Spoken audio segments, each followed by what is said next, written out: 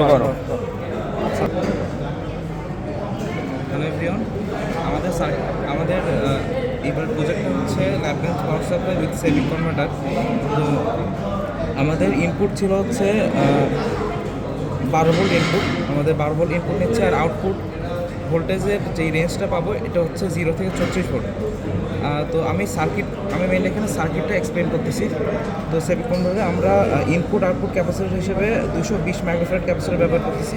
এই দুটো হচ্ছে আমাদের ইনপুট আউটপুট ক্যাপাসিটর, আর মাঝখানে আমাদের কাপলিং ক্যাপাসিটর আছে হচ্ছে 10 মাইক্রোফ্যারাডের। আর ইন্ডাক্টর আমরা দুইটা ইন্ডাক্টর ব্যবহার করতেছি 125 মাইক্রোফ্যারাডের, বোথ হচ্ছে 125 মাইক্রোফ্যারাড। আর এখানে আমরা মসফেট ব্যবহার করতেছি হচ্ছে একটা logic level MOSFET IRL Z34N। তো যেহেতু এটা লজিক লেভেল মসফেট, তো সেজন্য এটা ডিরেক্টলি আরডুইনো থেকে ড্রাইভ করা যাবে, আমাদের কোনো গেট ড্রাইভার এখানে লাগবে না। আর হচ্ছে আমরা আরেকটা বাদ আছে হচ্ছে শর্টকি রাউটার। তো আমরা শর্টকি রাউটার ব্যবহার করছি ফাস্ট সুইচিংয়ের জন্য। আর আমাদের সুইচিং ফ্রিকোয়েন্সি হচ্ছে 62.5 হার্টজ, 62.5 কিলো হার্টজ।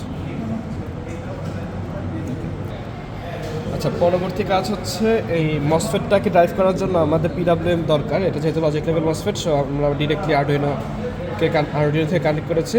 সো আরডুইনোর যে কোডটা সেটা হচ্ছে আমরা এখানে জেনারেট করতেছি, এবং সে অনুযায়ী যে ডিউটি সাইকেল যেটা চেঞ্জ হবে সেটা হচ্ছে আমরা কোডেই এমনভাবে ইমপ্লিমেন্ট করেছি যাতে কিবোর্ড থেকে চেঞ্জ করেই ডিউটি সাইকেল চেঞ্জ করা যায়। আমি কিছু ডেমনস্ট্রেশন দেখাচ্ছি। এখানে আরডুইনো সিরিয়াল মনিটর, সেখানে আমি যদি ডিউটি সাইকেলটা দিই, ধরেন আমি 20% দিলাম। সো আমরা হচ্ছে আরডুইনোর যে সিরিয়াল মনিটর, সেখানে আমরা জাস্ট ডিউটি সাইকেলটা যদি আমরা লিখে আপলোড দিই, এখানে অসিলোস্কোপে হচ্ছে সেই অনুযায়ী ডিউটি সাইকেল চেঞ্জ করার কথা। আর একটা দেখা এক্সাম্পল, ফর এক্সাম্পল আমি 50% ডিউটি সাইকেল দিচ্ছি, সো এখানে 50% দেখা যাচ্ছে। আর হচ্ছে ধরুন আমি 80% দিচ্ছি, 80% দেখা যাচ্ছে।